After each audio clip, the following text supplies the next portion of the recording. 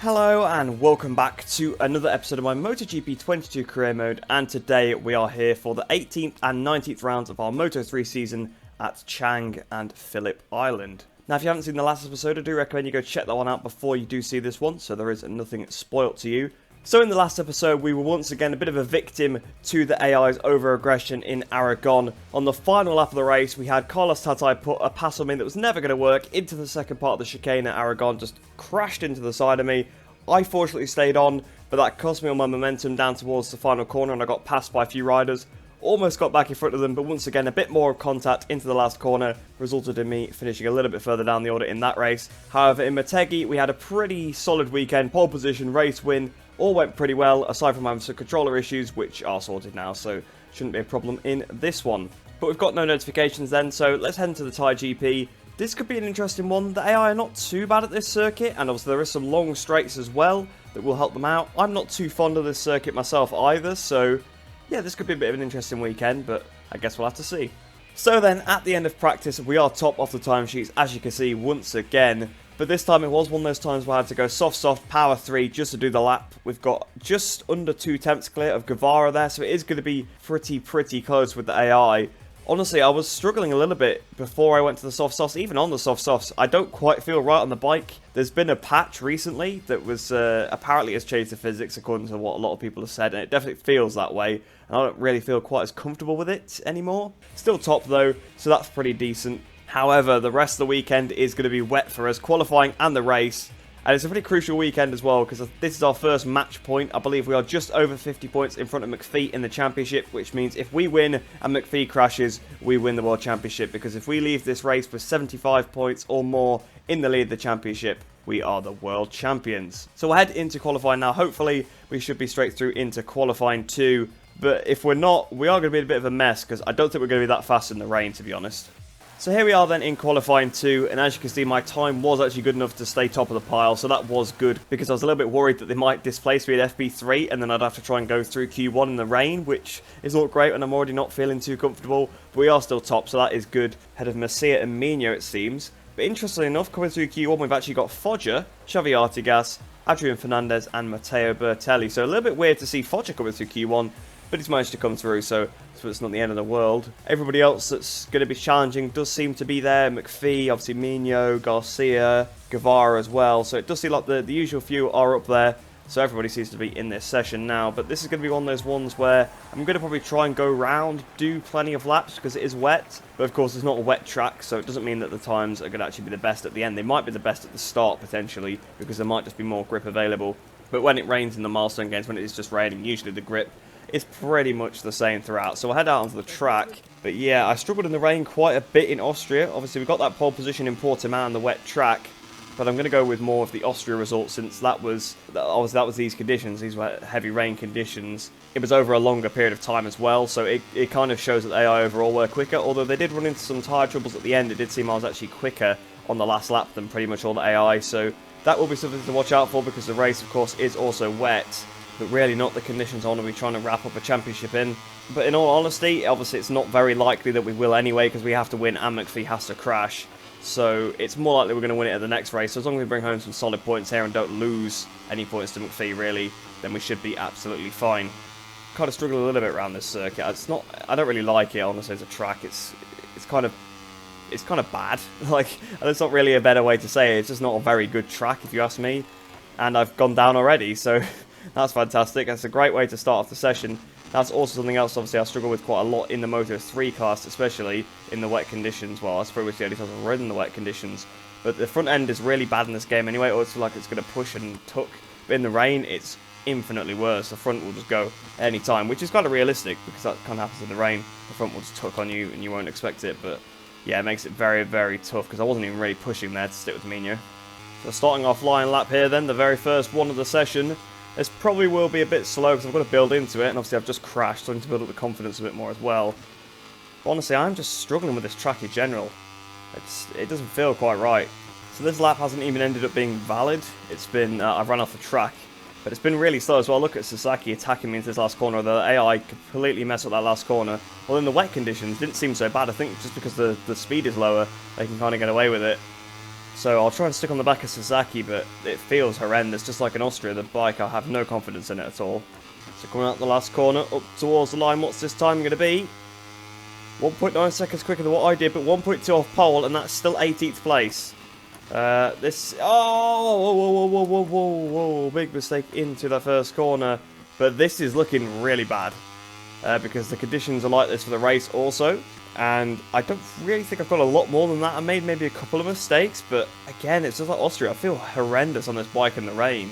I'm half a second off the guy in front of me, who's only 7th off pole himself, so I'm almost the entire distance between 1st to 17th off of 17th place. So I've got to find half a second even to move up one position, and I'm imagining the AI are going to go a bit quicker as well. And with this being the race conditions, and with it being McPhee on pole position, this is not looking too good for me.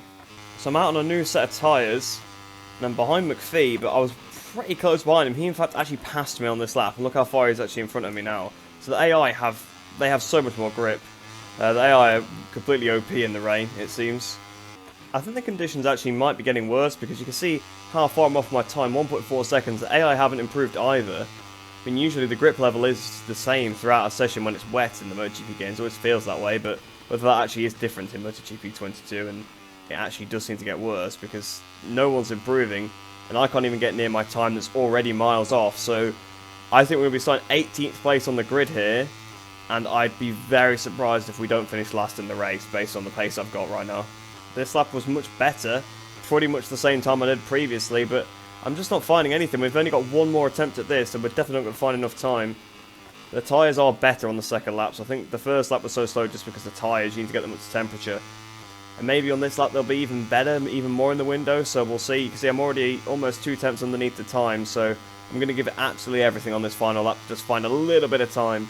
Coming out the last corner, is this lap going to be a marginal improvement? It might just be. I think I improved by a few hundredths there, but it wasn't enough. I needed to find half a second, really, probably more like a second if I wanted to be somewhere competitive, and I wasn't able to do that. So John McPhee is actually on pole position. We failed our qualifying objective for the first time.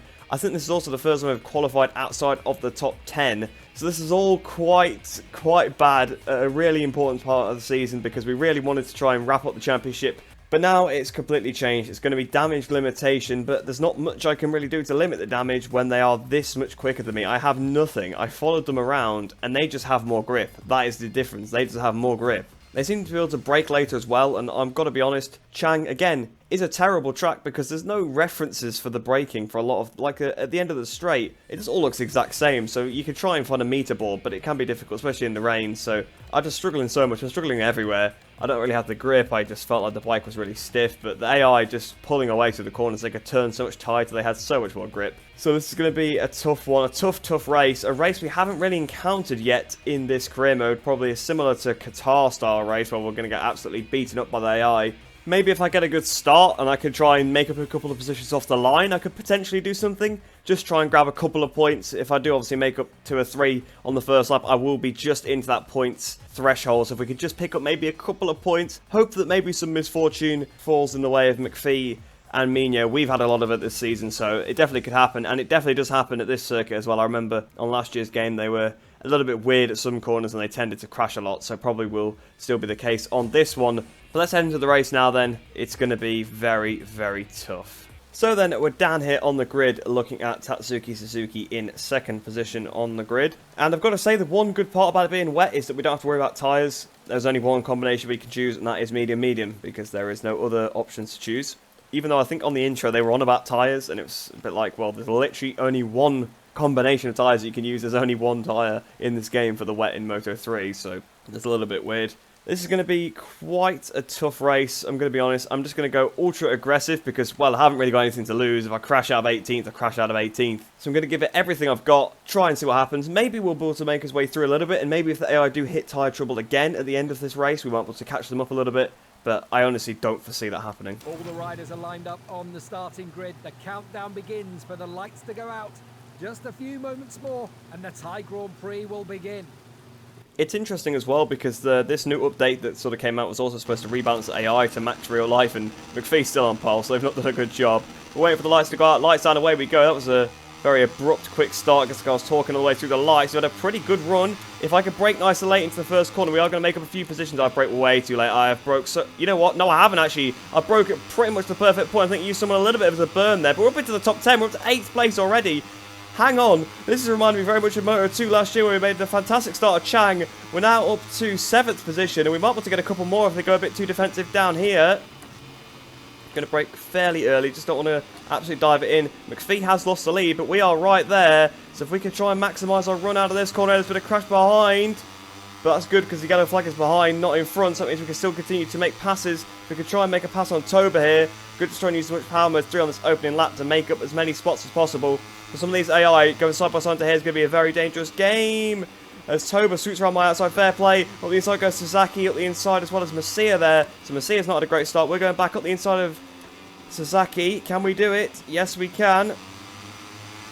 It's up to 7th place. They don't quite seem as fast so far. I mean, they're always a little bit slower on the first lap than in the rest of the race usually, but they don't seem quite as ridiculously fast in this session. So maybe if we can catch on to the back of them, we might be able to do something here, which I didn't expect about 5 minutes ago. I've picked up my first track limits warning already in a 6-lap race on the first lap. That is not ideal. I was kind of forgetting which sectors they were really pulling away from me, and it's this one. You can see how much they've just gapped me in like a couple of corners since I was just saying I was right behind them. You can see how much Sasaki is on the attack as well. Here comes Sasaki, actually, he's absolutely dived it in there. Same with Holgado, and Holgado's down! I've had to go off the track. Don't give me a track limits warning game, thank you. I was going to say, if I have to get a track limits warning for that, that was just so I didn't get taken down. So back down to 8th place. So I think it's going to be one of those races where they just keep coming past me. I see her trying something. They try very audacious passes. I think that's one of the AI's biggest problems, is there was no room really there. I mean, Holgado's moved fair enough. There was kind of room, but he's coming from very far back. But Masia was never going to get out the inside, so it's a good job he didn't quite go for it. Here comes Masia, though, speaking of him. And I've been hit on the back while he's down. To be fair, I would have completely let Masia just go through there. I didn't want to hit into him. I got rammed up the back into Masia, so sorry about that, guys. But there's not much I could do when, I think it was it Moreira behind? It just completely rammed me. And I just hit Masia, and Masia's gone down. So that's Masia out. We've lost another position to Guevara here. So we are just going to keep going backwards by the looks of it. We've got to hope there's some crashes in front, I think, to elevate me back through the order. We've got Artigas behind us. We know he can be quite feisty. He's been pretty good overall this whole season, so I imagine he'll make pretty light work of me. Yep, on cue he goes. That's what I mean about them having so much more grip. I mean, I hadn't really made a mistake there, although I'm going to get him back in this switchback. I could try and hang it through here, because this is the sector where they really pull away. So if I lose a position here, that's the end of the world. And well, Moreira's now trying to come through, and now 3 wide. I have to let one of them go. And it seems to be Artigas on this occasion. Although Guevara ahead made a bit of a mistake there. That's brought him back into contention with us a little bit. But I'm ready for them to absolutely send it on me into this last corner again. They can break so late into this last corner. It's unreal. In practice, they were completely running wide and missing the apex, but it seems like in the wet conditions, they can actually do it correctly. But another mistake for Guevara. Guevara's just going really slow for some reason, because we've just hit Artigas, who would hit Guevara at the back. So we might actually be able to overtake both these guys into the first corner here. They'll leave the inside slightly open and try to get the switch back through there. I've lost the rear a little bit. There's been another crash. But here we are then. I was trying to get the switch view of Artigas, but I was too close to get it. But here, a little bit of power mode 3 to get past him. We've actually got pretty good fuel saving so far, I guess, because it is wet conditions. We've got 1.2 laps in reserve, so we can afford to burn a little bit of it to try and make a couple of places back up here. Artigas is coming back up the inside of me again. No, pushing onto the curb a little bit. Now Moreira's just mugged us both off, but I've got back in front of Moreira. I'm really being quite aggressive with the AI here, and you can see well, I was about to say we've got a big train behind us, but there's not that many AI, so I think there's been a massive pile up somewhere, because there's so many AI just missing. Barely any left in the race by the looks of it. We've made a big mistake there, though. Looking back, that's allowed Artigas through. I think we sucked somebody else in there. They followed us in. There's Scott Ogden behind us. Not seen him all season, really, Scott Ogden. Yeah, there's only 3 riders behind us. That's how many have crashed. So I think it's going to be probably about 13th, 14th at worst, even if all this pack gets past me. But I want to try and get back onto the back of Artigas and Moreira. But it's just the 3rd and 4th sectors. The AI is so fast I can do nothing about it. It's been another crash. I don't know whether that's in front or behind. It is in front. Instead it's Fodger. So once again, Fodger's gone down. I've made a big mistake. That bike is completely off the circuit. But because I'd ran in so hot, I had to go off to avoid it. Fodger's going super slow. So now all of a sudden we're back up into 8th place once again. This race just keeps changing. Just so random what's going on. I don't know who else went down. I think somebody else went down there. Sasaki and Guevara are now battling as well. That could be a bit dangerous for them.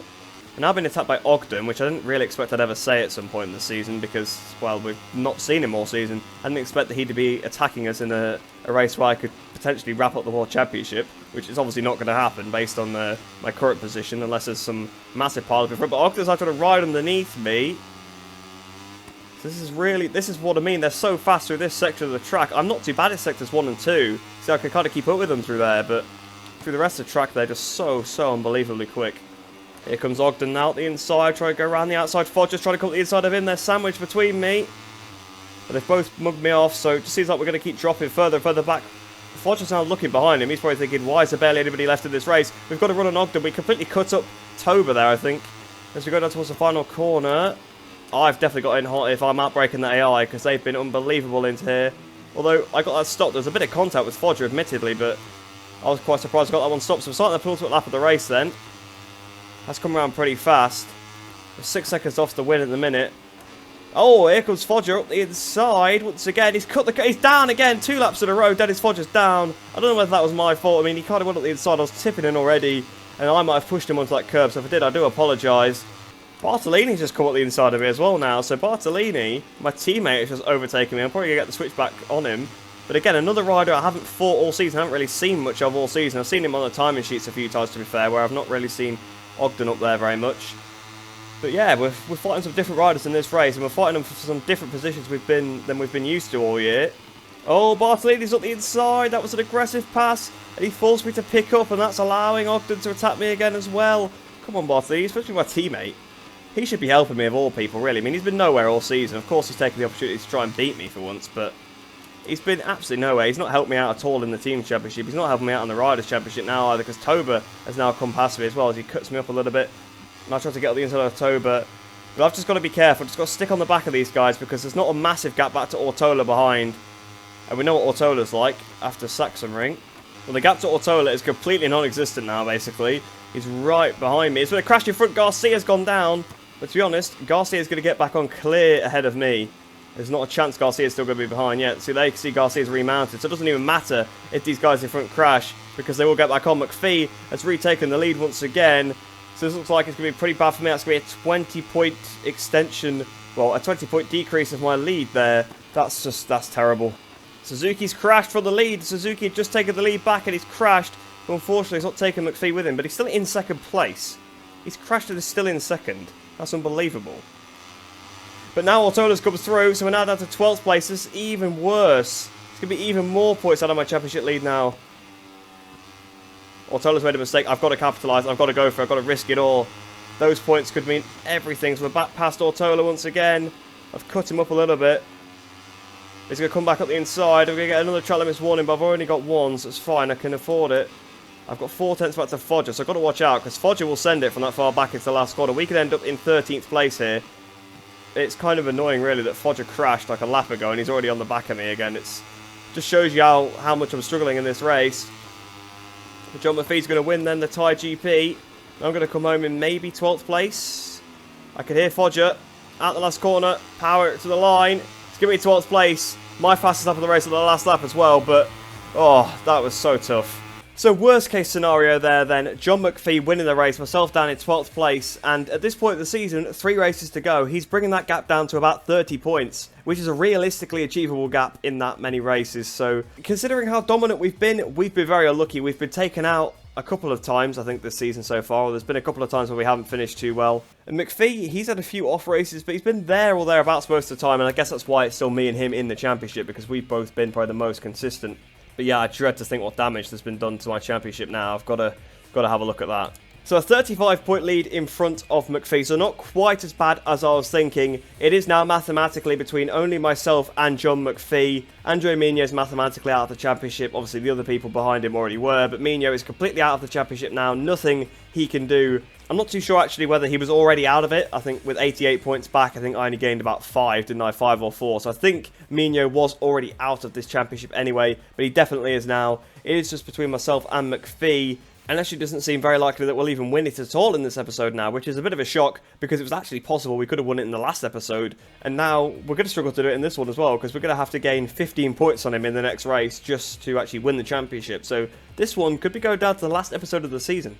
Looking at the Team Championship then, the gap has come down again. Fair play, I suppose, to my teammate for actually doing something for once and finishing somewhere decent and picking up some points. But unfortunately, I just wasn't able to do that. McPhee finishing so well, so 18 points. I don't know if we're going to be able to hold on to this. We are going to need some good races towards the end of this season to pull this off. But I honestly don't know what to expect because anything, literally anything could happen. There could be another wet race, and we now know that a wet race is basically no points for me. So this is getting a little bit too close for comfort now. But I do want to have a quick look at the replay. I want to see where, like, half the grid disappeared to, because there was literally a massive gap. They did all start to sort of close up on me at the end, but at one point I was in, like, 10th place. I looked behind, there was about 3 riders behind me, and that was it. There was nobody else, no one else in sight anywhere. I think I found it. It was actually this incident of all incidents here, the move of Danny Holgado on me, which I thought initially it looked like I tipped in on him a little bit, but actually no. He had plenty of space there. He had the entire curb, which that curb you don't really want to go on, but there was even a little bit of space between me and the curb, so Holgado had plenty of space, just tried to make a pass in a place where it wasn't going to work. And if we look back, like literally half the field just crashed into his bike, and then some of them slowed down randomly, which collected more of them, and that's how those sort of 3 got through. If you see, literally basically everybody else is somehow involved in this accident. I want to kind of get a shot of it, like from someone who didn't crash. Yeah, if we look back at Ortola, yeah, so he's like kind of one of the ones that got through. Actually, no, he didn't. He got knocked off, but he got back on as the carnage was still unfolding. So, yeah, you've got like half the grid down here. Like, that's what happened. The last quarter, like, just everybody fell off. Unbelievable. Now that that mystery is solved, let's head back to the career hub, do everything we need to do between this and the next race, and then we can head into Phillip Island. So fortunately, because we got straight through into Q2 and we actually did manage to beat my race objective, which I didn't realise was only top 15, we actually still gained some reputation, which is good. So we didn't lose reputation there, so we got 2,000 reputation, which takes us up to 82,300. As for the credits, we still gained 4,210.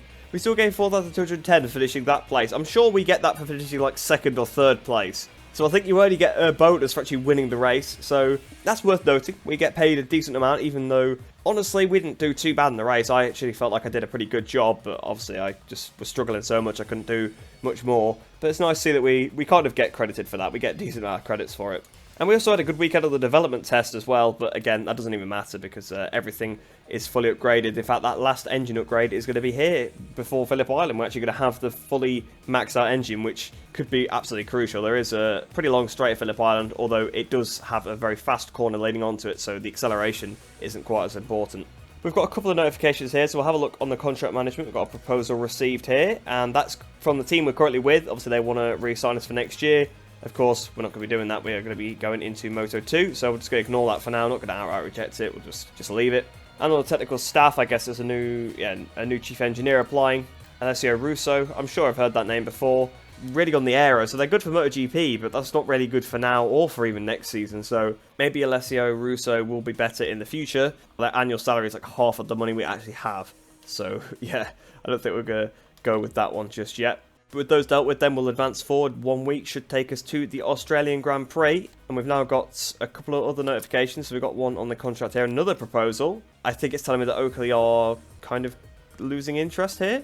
And the other notification is this upgrade finally coming in then. So we're going to have full power for the Australian Grand Prix. And boy, do we need it, because we had a terrible race in Chang. I've got to make up all those points I've lost. And if I want to win the championship, we've got to try and win the race. So this is going to be a weekend where I'm going to have to give it everything I've got, but at the same time, ride within some sort of limitations because our lead's not as big as it once was. So then, at the end of practice, once again, I was top of the timesheets, but this weekend, my pace should hopefully transfer over into qualifying and the race because it is going to be fully dry. I'm not actually as far in front of the AI as I thought I was going to be because when I ended the session, I had about 7 tenths on them. But this time, I've only got about 1 tenth on them. So this could actually be quite close as the weekend progresses. If they up their pace a little bit, it could be a bit close. And when it comes to qualifying, maybe there'll be a little bit more in it. But of course, this was actually a medium power 2 laps. So there is more time on the table if I put soft power 3. So I think fighting for pole position, we're going to still be in that fight. But if they do step up over the weekend, we might actually have to go through qualifying 1. But I'm hoping that we don't have to do that. So then here we are in qualifying 2 and we did get straight through, but interestingly enough, Dennis Fogger actually improved upon my time and he was the fastest rider this weekend, so they definitely have got a little bit more pace. It is also cloudy as well, probably will help with the tyre wear a little bit because of course this is one of those tracks that's really abrasive on the sides of the tyre, so using a soft tyre here can wear it out a little bit more, But with the cloudy condition, that should hopefully help us out, and we should be able to make it last over the whole lap. But coming through Q1 then, we've got Tatsuki Suzuki, Kaito Toba, Mario Aji, and Riccardo Rossi. So once again, a Leopard coming through Q1, this time Suzuki though, rather than Foggia. So you can actually see what I was on about with the tyre wear on the left-hand side of the tyre particularly. You can see it's already down to 46%, and I only did about 3 laps on that in practice. It is going to be pretty tricky, so the fact that it's cloudy now does help out in qualifying, because the soft tyre would actually be getting up to a point where it probably would be quite worn after a lap or so. But I'm enjoying the track so far. It's not a track it's a track I used to dislike in the past, but honestly the last couple of games it's been a lot better, and especially on a Moto 3 bike you just flat out through some of the corners. It's so fun. And this new engine just feels amazing. I don't know whether it's just because I've come from riding in the rain for like half an hour or so, but the bike just feels so fast. So I don't know whether it's the engine upgrade or whether it's just because we're now in the dry again. Although there you can see my AI testing out the engine quite a bit on the pit lane there, and then you can see Furusato thinking, what's he doing? Not Furusato, sorry, it's Aji, isn't it? Thinking, what's he doing? And goes straight through me. But I think we have got a good shot of pole position here, power 3, softs. So I'm hoping we can be on pole position, be back fighting at the front where I belong. But with McPhee in 7th place there, it does look unlikely that we will win the championship. It's possible, of course. In fact, I think it would be enough if he was in 7th place. It's very similar to the situation we found ourselves in with Sam Lowes at this very same circuit on MotoGP 21, trying to win the Moto2 championship. Probably had to gain a similar number of points to him. Basically, just on the fringes of the top 8 would be enough for us to overcome it. So quickly the last corner, about to start our lap. I'm not a fan of Aji being right behind me, if I'm completely honest, because he'll probably pass me on the straights because it's AI, and then just get in my way in the corners, which I really don't want. But here we are, starting our lap. This better be a good one. Sort of towards the line then, we are 3 red sectors so far. What's this time going to be? 1 minute 36.6, which is 1.2 seconds quicker than Dennis Foggia. So that does look pretty good, because obviously the AI will find some time, but I can't see them finding 1.2 seconds in this session, to be completely honest with you. So at the end of the session then, it was good enough for pole position ahead of Andrea Migno in 2nd position, but I've got a whole second over the field. But you can see how close the AI are, 1 second, 1 second, 1 second, all the way from 2nd to 3rd to 4th, all just 1 second off then, 1.1 all the way from 5th down to 9th place, maybe even 10th, no, just 9th place. And Foggia's actually ended up in 10th place in the end. Aji's down in 12th place, so this has changed a little bit. The order of this has changed a fair amount since I actually ended the session. But the rider we're most bothered about, of course, is John McPhee. But I guess we should be concerned about the other riders near me, because, of course, my goal is to try and win the race. I think it would be quite close if McPhee finished 5th place, to be honest, because we've got to gain 15 points. We get 25 for the win. Is it 10 points for 5th place, or is it 11? It might be 11 points for 5th place, so that might not quite be enough. But I think if he's outside the top 5, I think we might do this. But I don't want to make the mistake of looking at the standings too much. We did that once before, and we got caught up and then dive bombed. So we're going to head into the race. I'm just going to try and get my head down. Looks like we've probably got the pace to pull away here, to be completely honest. Obviously, our straight line deficit is going to be as small as ever has been now with that brand new engine. So yeah, this could be one of those dominant races. So then we're down here on the grid, looking at Yama Masia in 3rd position. And something I hadn't really regarded when I was talking about me pulling away is actually the tyre wear itself, because we know the tyre wear is going to be quite brutal.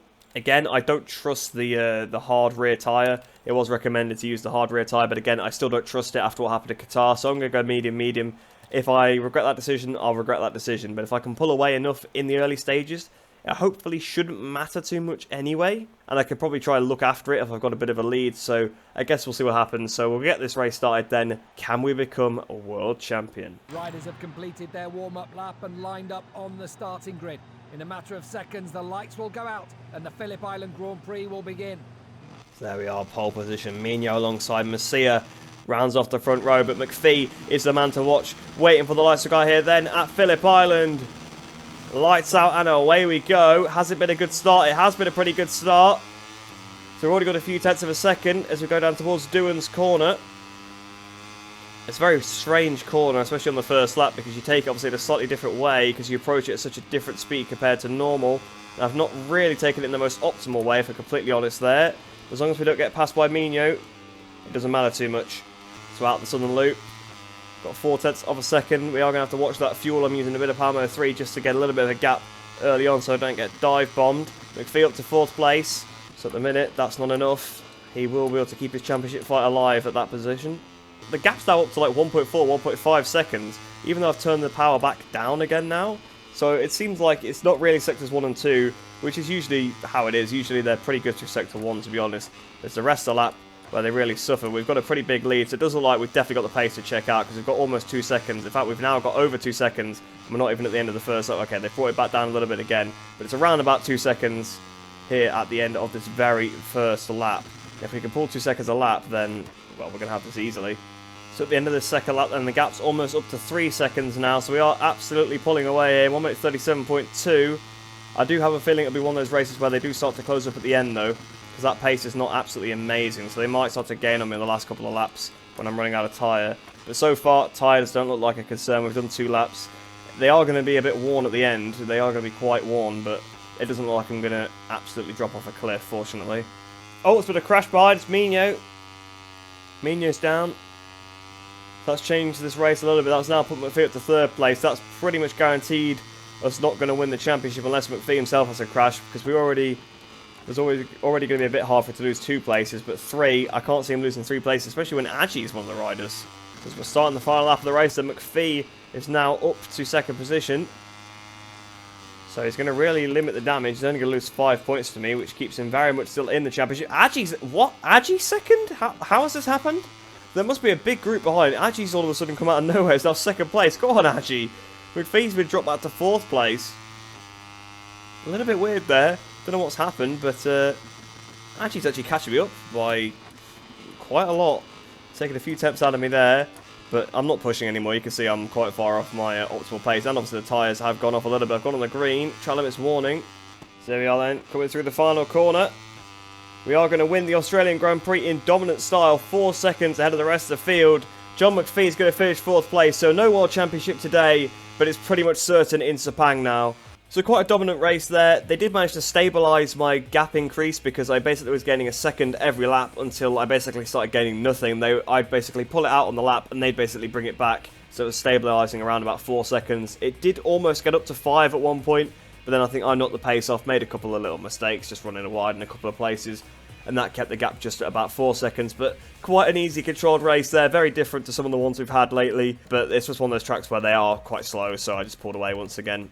Mino, the only retirement here then. There's a couple of riders that seem to have been a bit glitched there. Yamanaka and Rossi being a minute and 48, minute and 49 behind. Well, they definitely weren't, because I didn't lap them, so there was definitely some sort of issue there with the timings. So yeah, a pretty dominant victory there. Let's see what that's done to the championship. I think the gap is going to be like just around 50 points now. So yeah, 47 points, so 3 points shy of winning the World Championship at this round. But that means we pretty much just have to finish in the points, and we're going to win the championship in the next race. So it's pretty certain our worst finish without being knocked off is still within the points. I think that would even be good enough, the race at Chang. So even if Sepang is wet, we've got a pretty decent shot at wrapping up the championship. And if we don't do it there, it really is guaranteed at Valencia. I mean, we have to really do bad. We'd have to finish outside the points like 2 races in a row to lose this title now.